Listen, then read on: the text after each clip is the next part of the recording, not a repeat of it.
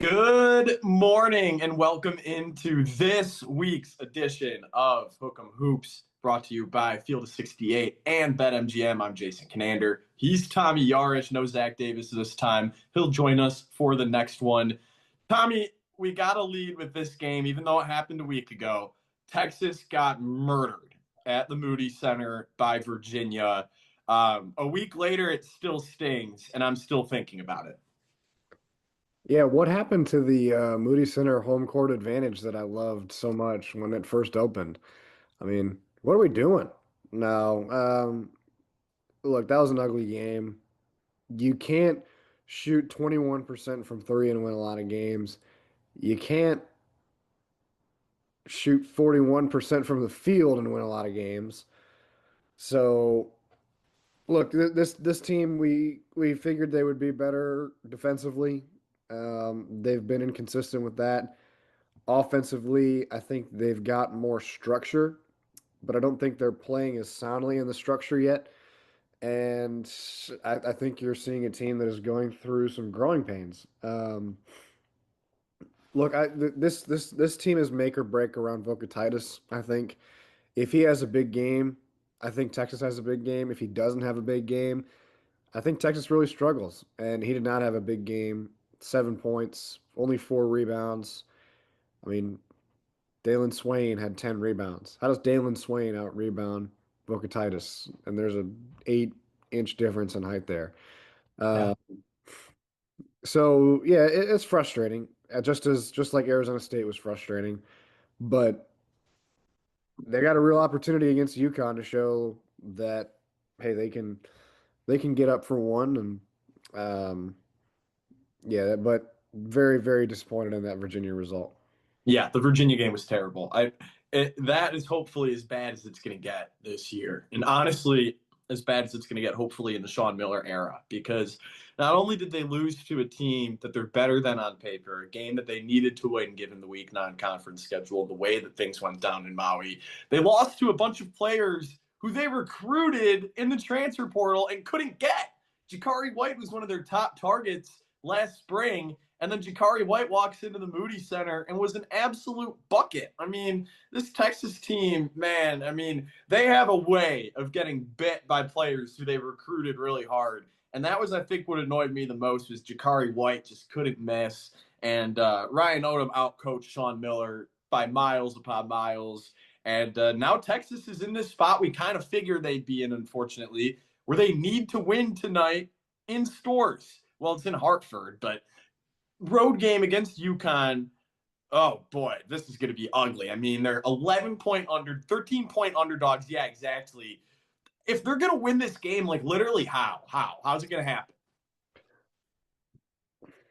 Prayer, maybe Jesus Christ comes down from heaven and dons the burnt orange for us. Uh, no, I find it very difficult. They're going to have to play their best game, quite frankly. They're going to have to be incredibly, this is a term we use in football a lot, but they're going to have to play complementary basketball.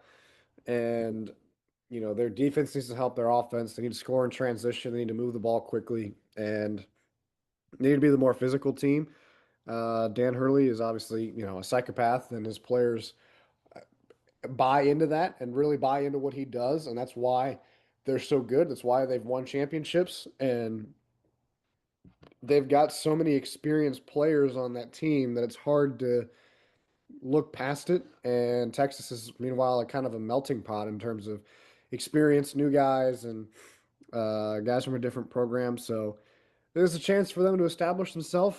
Hopefully, a neutral site makes it a little bit more of a friendly environment for them. But this is going to be tough, man. It's going to be tough. Feels like Alex Caravan has been in college for 18 years. I really can't believe that he's still there. Solo Ball is obviously an incredible player. Um, but yeah, it's going to be tough. It's going to be. Yeah. Yeah, for Caravan and Ball, it's their third time facing Texas. They're 2-0. Caravan played fantastic that first time in New York City. Uh, Ken Pom loves this UConn team. They're ranked seventh right now. They rule the paint. They're top 50 in offensive field goal percentage from the two and they are top 20 in opponents' field goal percentage from the two. A lot of that is because they play two bigs, like you said, complementary basketball. Eric Ryba, the German freshman, a little bit more of a finesse guy, still learning how to play physically, but really good with the post moves. And then Terrace Reed, the senior Michigan transfer, one-time Wolverine, plays really physical and hard. Those two, when they're on the court together, or at least both healthy, play really good complementary basketball. And so Texas is getting this UConn team at a tough time because if Terrace Reed was still banged up, the game plan would be clear. You just have Vokatitis outclass Ryba, and you have a clear advantage because I like Texas's guards over UConn's guards. I really do. But because of the mismatch in the front court with Caravan and the two bigs, somebody's going to have to really step up defensively for Texas, and I really think it's got to have to be Dalen Swain on Caravan. Yeah, and you talked about catching him at a bad time. This non-conference slate of UConn's is probably what you want Texas's non-conference slate to look like.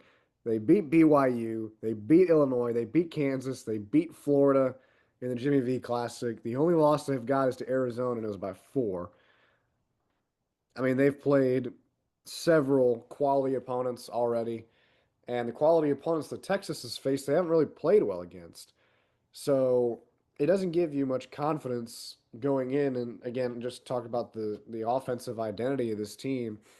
You know, Vokatitis is somehow their leading scorer, probably because he's hung 30 points on Jimmy's and Joe's for the last couple of weeks. But um, Dalen Swain, I think, is going to be your best bet in terms of where you're going to find your offensive consistency from.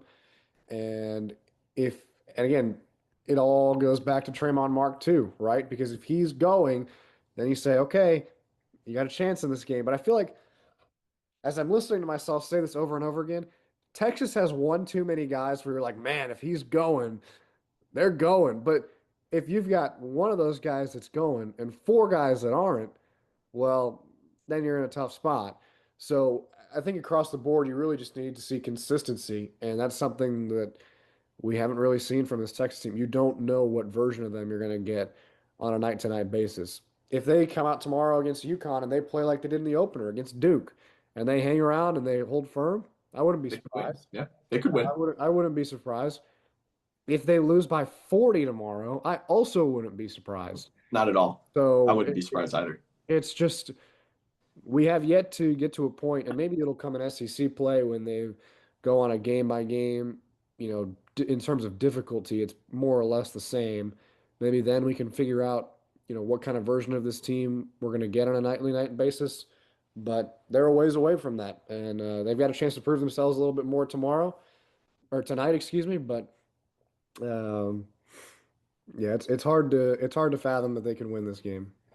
It is. It is really hard to fathom. It's possible, not impossible. Texas does have the depth. I think that if they're able to find the right rotations, and for me, the big thing actually is Vokatitis staying on the court. If he's able to stay healthy, and that hasn't been an issue yet. But most importantly, stay out of foul trouble. If he's able to play more than 30 minutes, I really think he's better than UConn's bigs.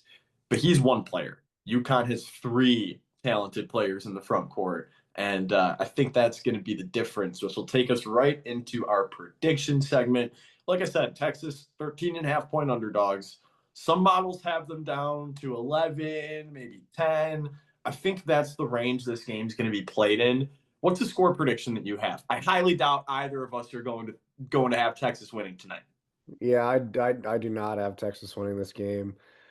I've got it 90-72 UConn. I just think that like we've seen Texas play UConn in the past, and it feels like every time they've played them, they've gone on this hot streak where they just ramp up in a certain. Again, basketball is a game of runs, but they find their stroke of all strokes in this certain run and just pull away, and it's insurmountable. So it wouldn't surprise me if Texas gets close in this game at some point, whether it be early, whether it be late.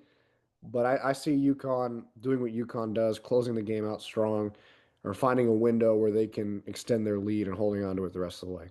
Yeah, that was the big issue for Texas in the Virginia game. They let up a huge run of 15-0 plus, and this is a different coaching staff and a different team. Sean Miller was 5-5 against UConn in his time at Xavier, including 3-4 against Dan Hurley. And so I think that familiarity with the Huskies and coaching in Connecticut will help Texas in the onset. I think they're going to lead this game at halftime, and I agree with you in the sense that they're going to lose by double digits. I think that Texas loses this one by 15. I don't think there's a way that they let up any less than 85 points tonight. I just think that, like you said, UConn's going to be advantageous. They're a very run oriented team, and that's kind of been Texas's kryptonite this year. So they're playing the wrong team at the wrong time, both in the sense that Texas hasn't looked good lately against top competition, and the Longhorns are playing a team that really takes advantage of those who let up runs. So neither you nor I think that Texas is going to win this game. My last question for you, though, if Texas finds a way to win this game, is it a successful non-conference stretch for the Longhorns? Uh, that might be a better question for the end of the year, just because we've come to so many different points where it's like, who that win got him. Like last year, I think there were a couple where it's like, man, that win got him in the tournament. Um, no, I'll say no because I think in this year's slate, the big loss to Duke, the loss to Arizona State, especially the loss to Virginia. I mean, they needed to beat Arizona State and Virginia. If you told me they won those two games, they beat UConn, then that's a home run grand slam for what they had on their non-conference slate. That's perfect. That's exactly what you could ask for. I just don't. I don't see it being the case. Now, would it be a huge boost come the end of the year if UConn keeps playing the way they're playing? Sure, but they did not do themselves any favors in this non-conference slate. I don't think. They did not. Yeah. For what, the fifth straight year, it's an ugly looking non conference slate. I like this a lot better when Texas just played Southern teams who were coached by Chris Beard's buddies because like it was at least like group of five opponents and mid majors and even low majors who had a pulse, and like Texas playing Sam Houston at Greg Gym. I mean, Sam Houston was good that year. They had Savion Flag, the Texas A&M transfer. So, all right, Texas UConn tonight. If they're able to win this game, maybe it'll salvage the non-conference stretch. Either way, Longhorns might be in some trouble. That's it for today's episode. We'll reconvene in a week or so, preview SEC play. But for Tommy Yarrish and Zach Davis, I'm Jason Kinander.